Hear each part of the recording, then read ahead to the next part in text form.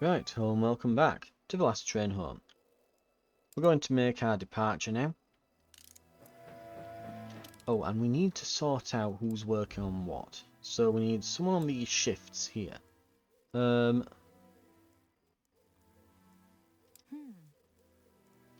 one here. And then we need a chef. Here. And he's already on that shift there.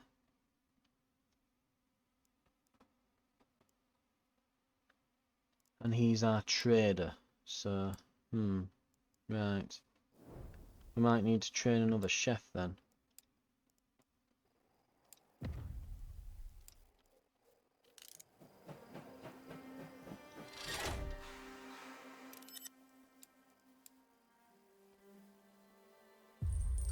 Right, we'll send a squad up here in the meantime.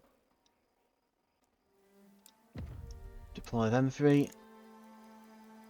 We'll pick them up as we pass.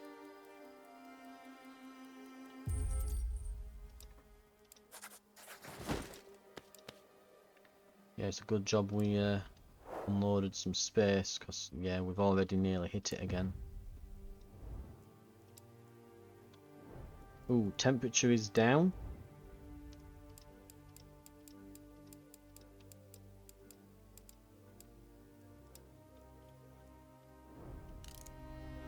Right, we won't do anything at the Timberland just yet.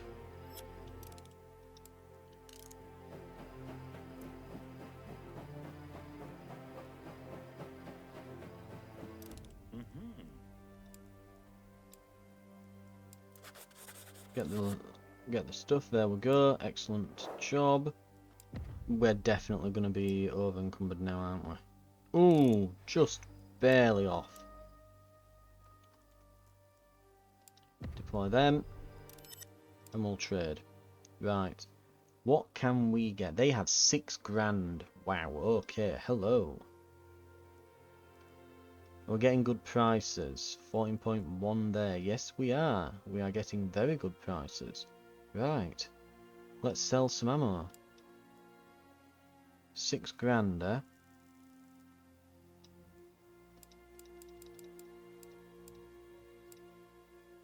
$5,999.8. Boom. Accept. And that gets rid of... Ooh, we had a bit of excess apparently in the inventory. Right, let's accept that trade. Absolutely excellent.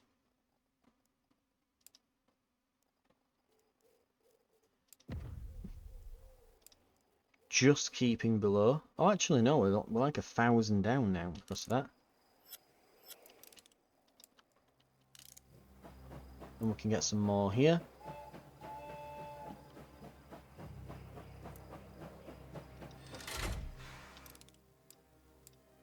Right, who's going out? I think it'll exhaust them if we send them, but are they going to be doing anything else in the meantime? There's no more Timberland or anything, so this will be a job for our survival squads, so yeah, we can send them. We can absolutely send them.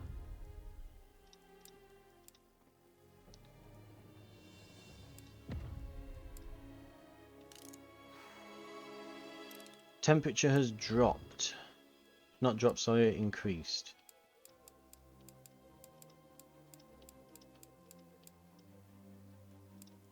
Right. Go.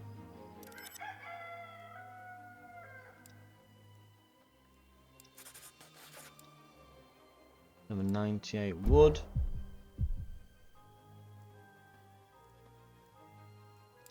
And are they all absolutely, yeah, exhausted?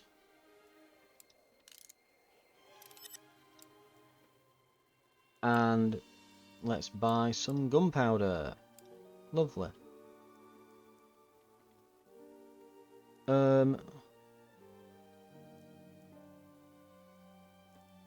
What kind of trades are we getting here? 14.1. Yep, we're getting good trades. Sell that off. What else do we not really need in particular?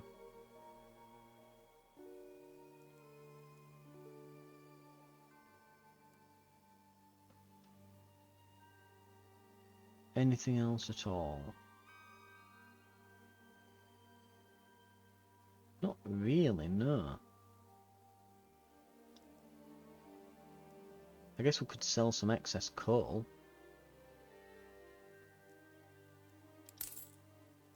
$1,461.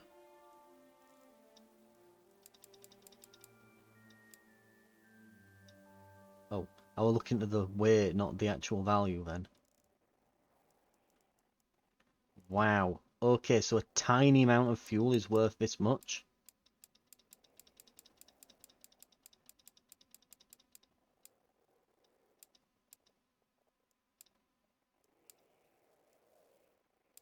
A 100 fuel will get us all of that. Wow. Okay. And wood and things are worth even more. Metal's ridiculous. Food's pretty good as well. Yeah, we can absolutely part with a few things to get all of their money. Right. But more importantly, it frees up the train with space. If we haven't got the space, we sell it. We can probably get a load of food here and sell it. Right. Right.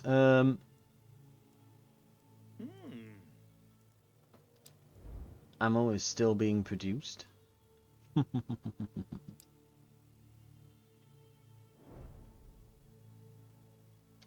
When we stop up here to do all this... Oh. Okay, and he's careless, isn't he, so...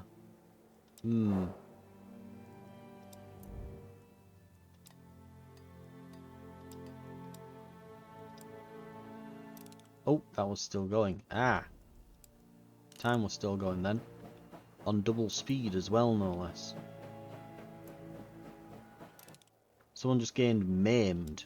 The hell have they done? Did they step on the mouse traps? Right. Deploy the squad. Stop the train. Proceed.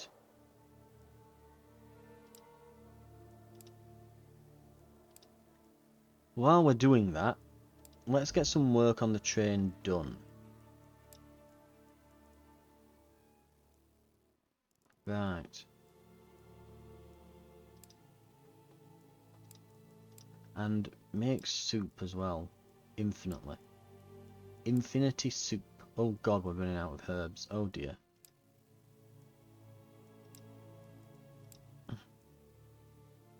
A bread oven. We're going to make a bread oven.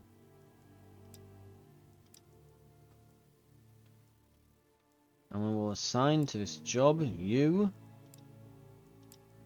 and you. And you. And you.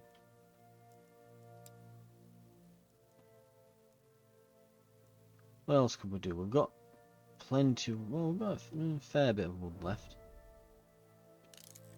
Let's see what we get.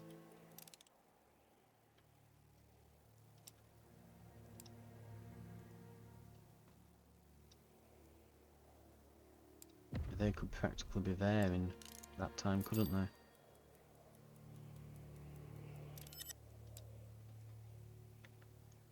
Hunt. Elk. Nice. That'll be a, yeah, nice amount.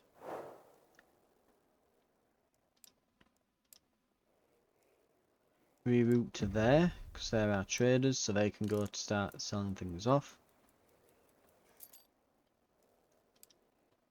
Report. We'll get a bunch of wood.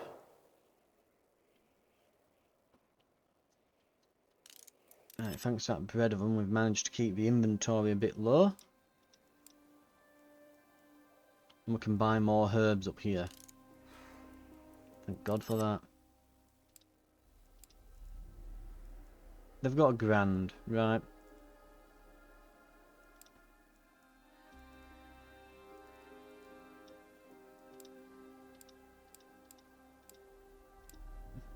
sell some fuel.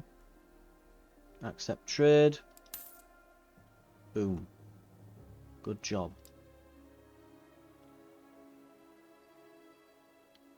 Right.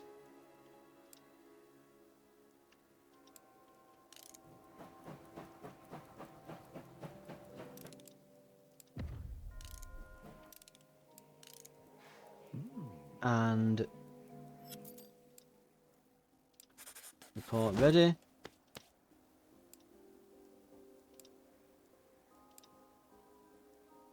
We've got some herbs. Right, they've saved for kitchen staff.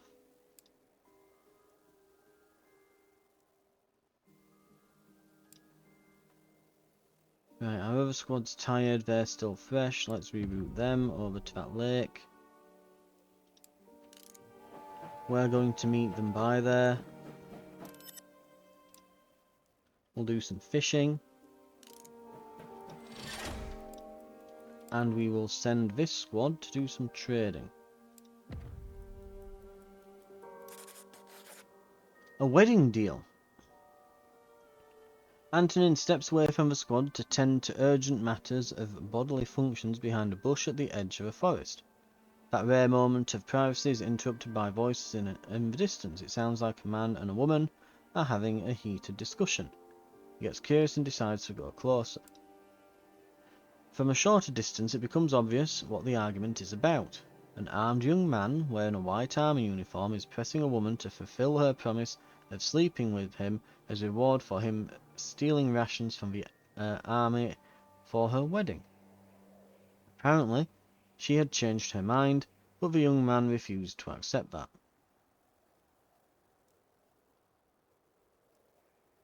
Do we want Antonin to potentially get injured? He steps in. Spotting an opportunity, he steps in and scolds the young man. For stealing from his comrades only for the promise of laying with a woman. He then proposes a deal. If the stolen rations are handed over, no one will find out who the perpetrator was. The man and the woman look bewildered, but accept without hesitation. Fair enough. The man knows how to haggle. That's why we sent him here. Right. We don't need fresh sheets, but we wouldn't mind some herbs. Right. And maybe they want some pistol bullets? God knows why they would. Yeah, a humble herb salesman, but let's offer them anyway. Would you like bullets? And how would you like them delivered? In your hands or to your head? But no, right, let's get that. Oh, actually, yeah, we have to pay for the herbs as well, so we can give plenty more than that over. In fact, let's just accept the trade, and then we can see exactly how much more we need. So 1084 is what we need.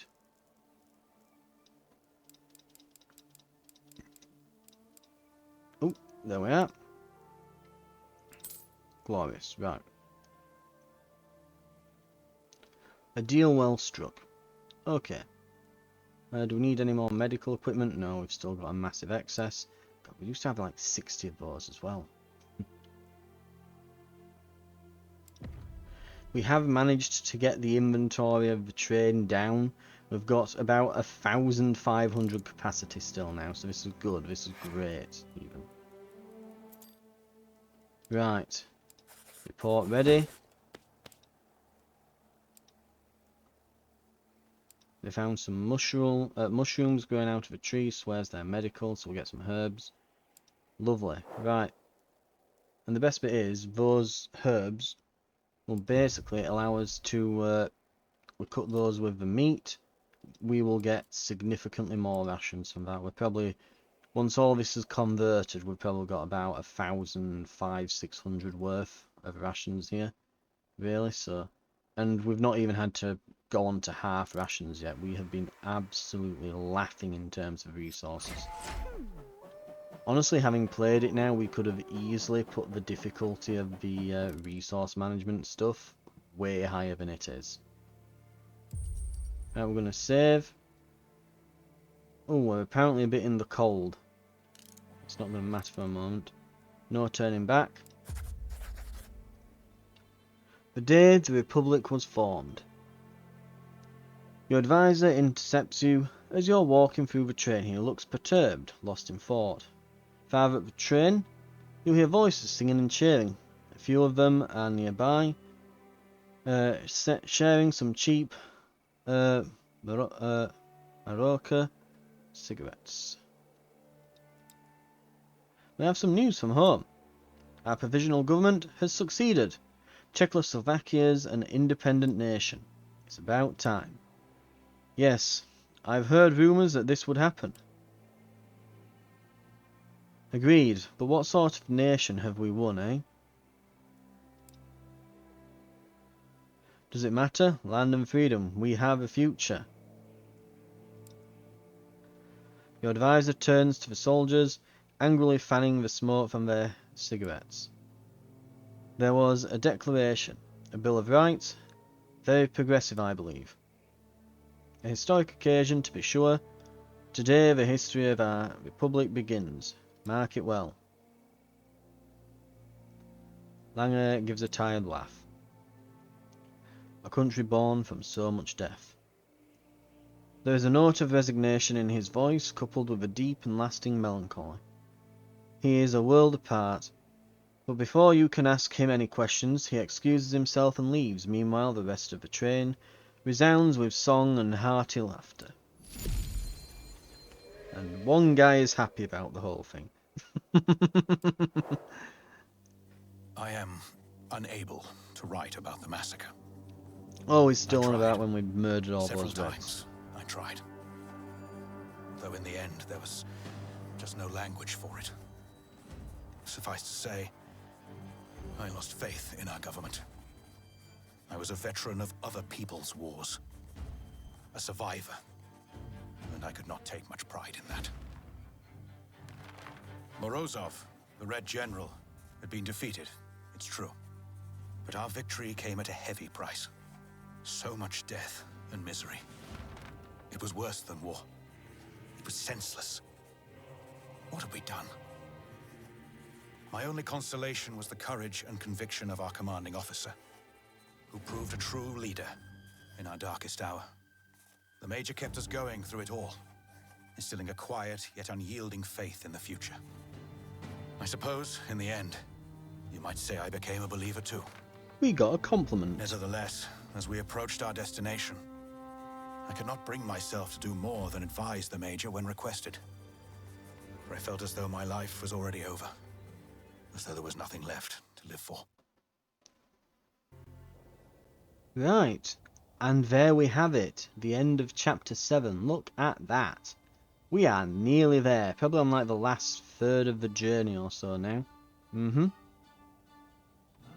I've looked through the achievements. There are, I think, 9 in total. So it would not surprise me if literally we basically...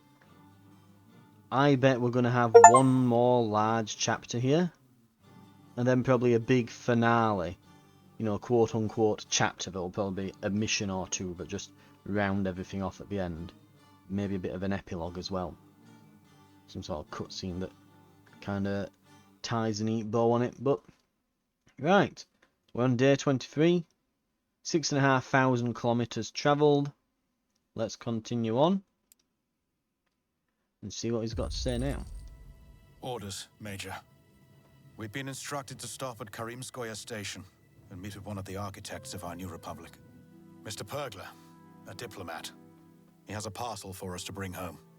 I suppose it must be important, though, of course, we have no idea what it contains.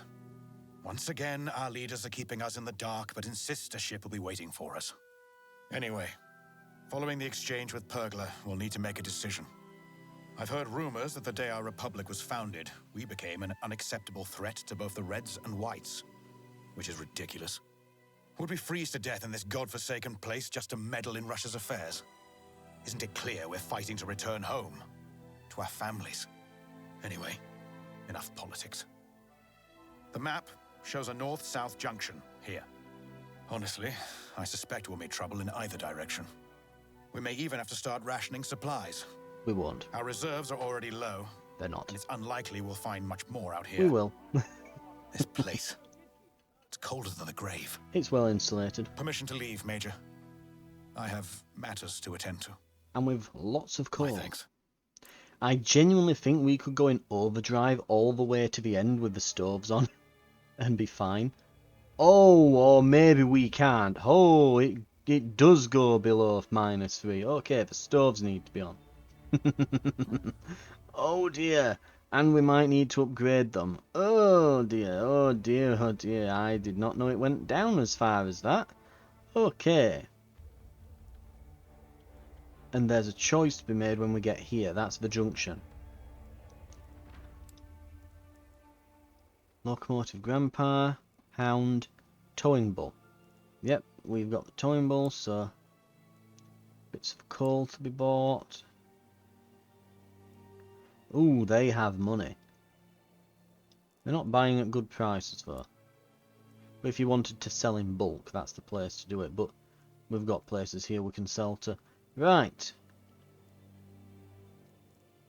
Upgrades will need to be made.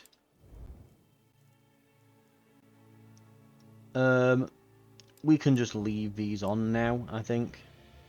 From this point on.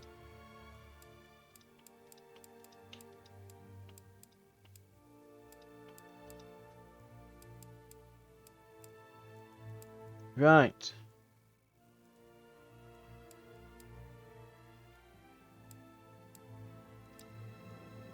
Image car 1. Heating. 2 levels. Consumes 1 per 3 hours. 2 levels. That's 50 per car. Ooh.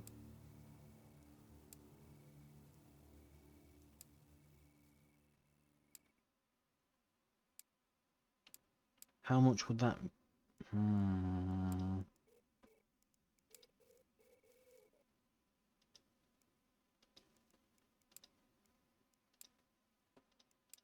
Let's turn these off so I don't use more metal.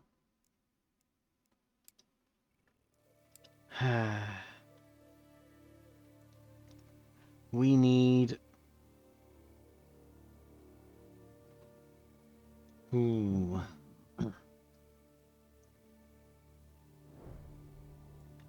We are going to need a lot more metal. We are going to need a hell of a lot more metal. Right.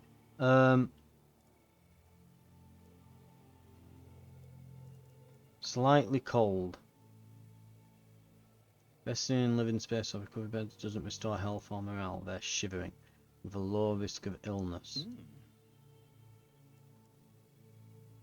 Too bad their uniforms don't stack on top of the insulation levels of each train car. That would... It'd be a bit cheesy, but you know. I mean, it does actually make sense though, you know. If you are in warm clothes and in a warm environment, you know, it does stack in real life, you know. That's what blankets are for. Right. I think we're going to have to form a plan here then. Okay.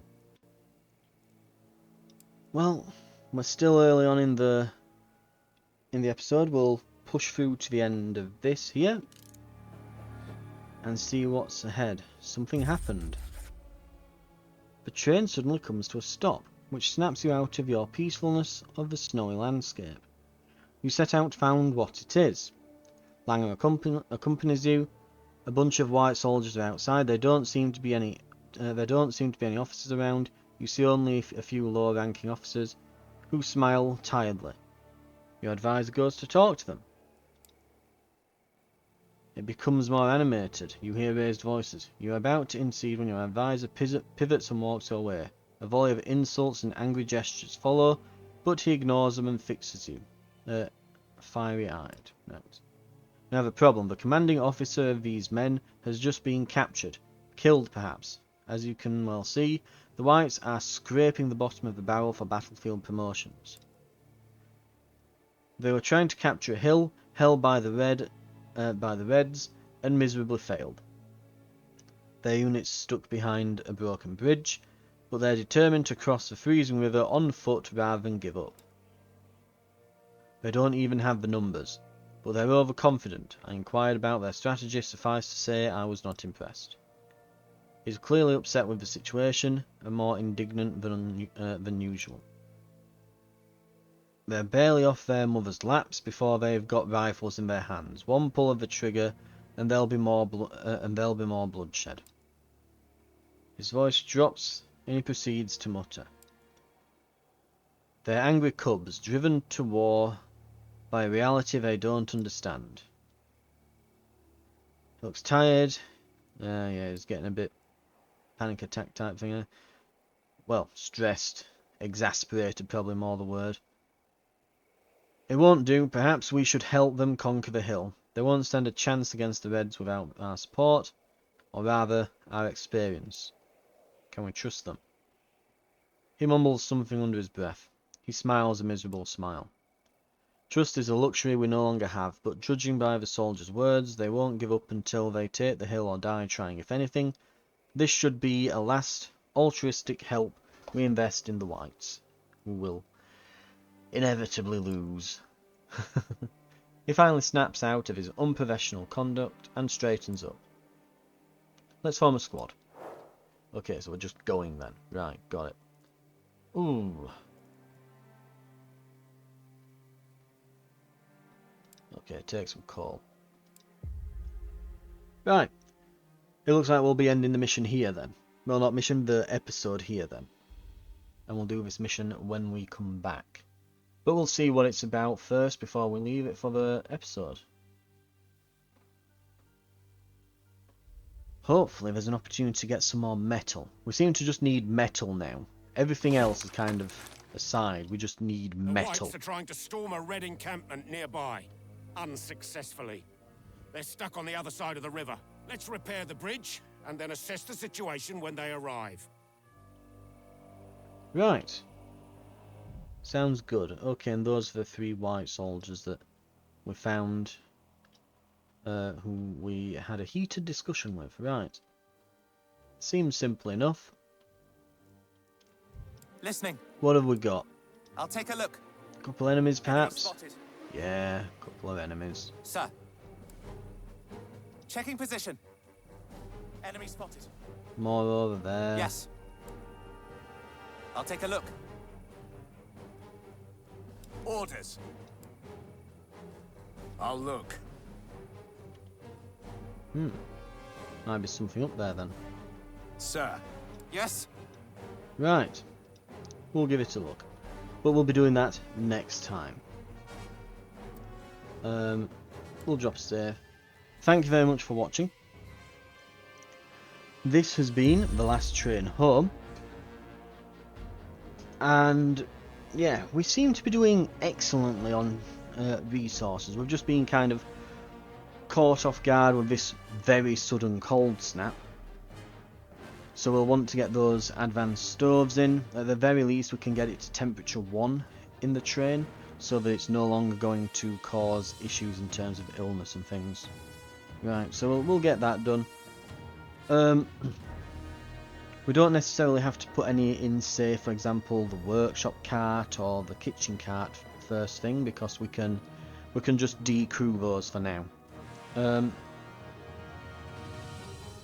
But we can definitely look into getting that done perhaps in the future, once we've got a bit more to spare, but we'll get the absolute necessities done for now. Right, thank you very much for watching, and I will see you next time we'll beat this mission. I'll see you then.